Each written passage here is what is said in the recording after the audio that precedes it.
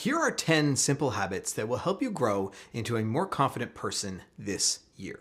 Number 1, practice daily gratitude. A couple of years ago, I was really struggling with anxiety in my mornings. With a young, growing family, I was becoming quite stressed out as the responsibilities started to mount.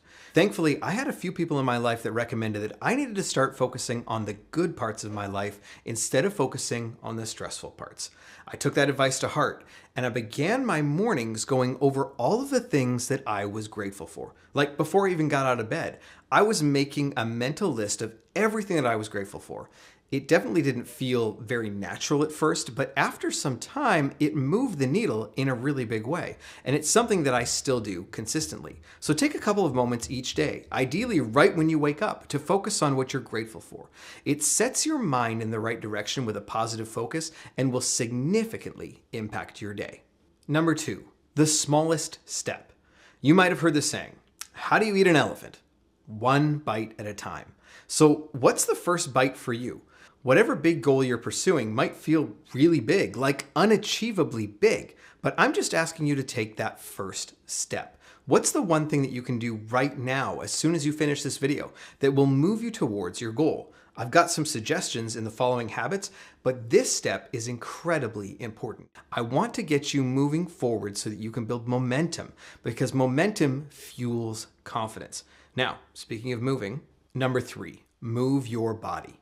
Over the last 8 months, I've made it a priority to move my body more, working out about 3 mornings a week. I've been genuinely surprised by just how much this has boosted my energy, my capacity, and my confidence each day. It turns out that consistent exercise doesn't just improve your physical health, it also sparks that sense of momentum. Now you may say, but Jason, I don't have time to go to the gym, or maybe you even hate the gym.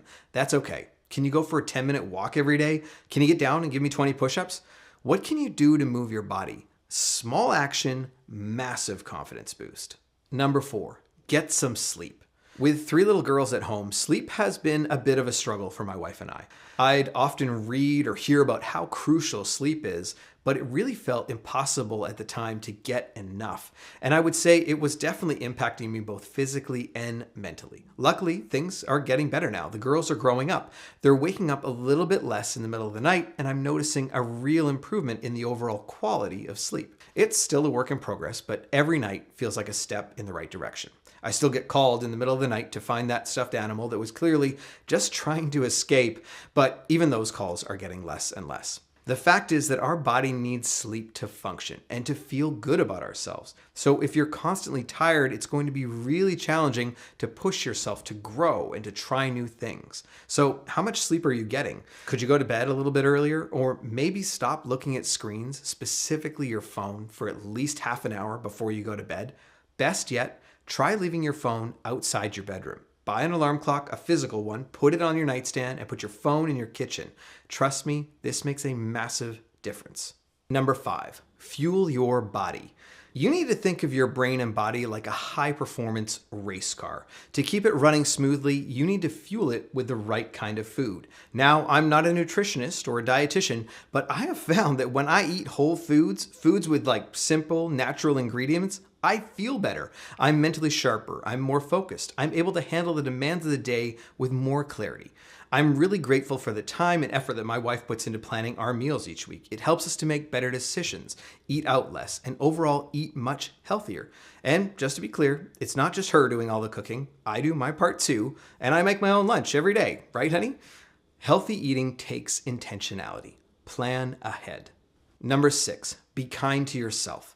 Look, we all fail sometimes, but how we treat ourselves after those failures really matters. I know I can be pretty hard on myself. I set high expectations, and when I don't meet them, I get frustrated, even if it's just a small setback. And I bet if you're watching this, you probably have felt something similar at some point. Now, I'm not recommending you become an egomaniac and start believing that you're the greatest thing since sliced bread, but what I am saying is that we can replace some of that negative self-talk with some positive affirmations and some constructive thoughts. I know, affirmations. It can feel a bit cheesy at first, but saying things like, I am confident, I am growing and learning each and every day, believe it or not, they actually work. The words that you speak over your life matter. Choose them carefully. Number 7, Surround yourself with positivity. The people you surround yourself with have a significant impact on how you feel about yourself, whether you realize it or not. So check your circle of 5. Who are you spending the most time with? Include everyone, friends, family, coworkers. Are they positive people? Do they inspire you to raise your game? Do they support your desire to grow? Look, I get it. There's some people in your life that you don't get to choose, but you can choose how much influence they have in your day-to-day life. And don't forget, this also includes the people you follow on social media. We need to be surrounded by more positivity online as well. Follow accounts that uplift you, challenge you, and motivate you to be your best. Sounds like you should subscribe to this channel if you haven't already.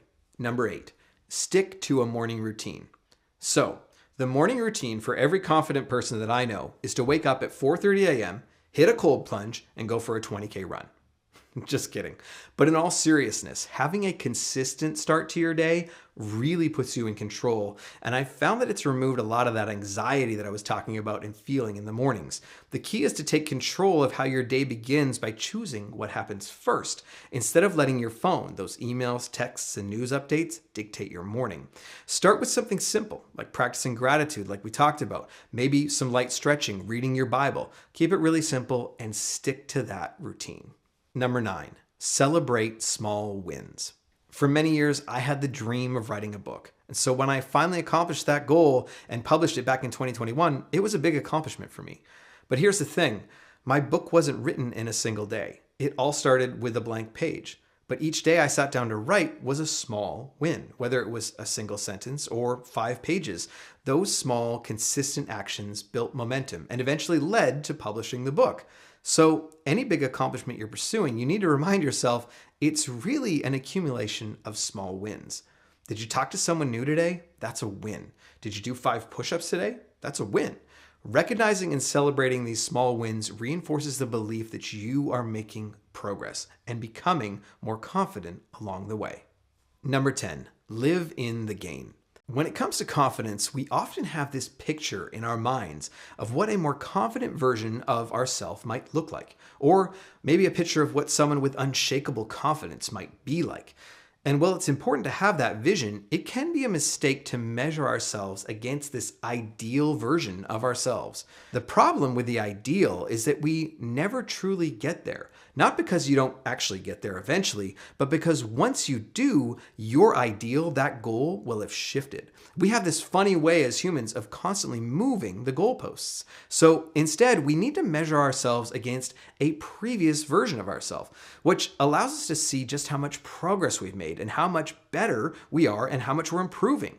This is what it means to live in the gain. And when you live in this area, you'll be living with unshakable confidence. So if you're interested in learning more about how to live in the gain, check out this video here where we really get into it. I will see you there.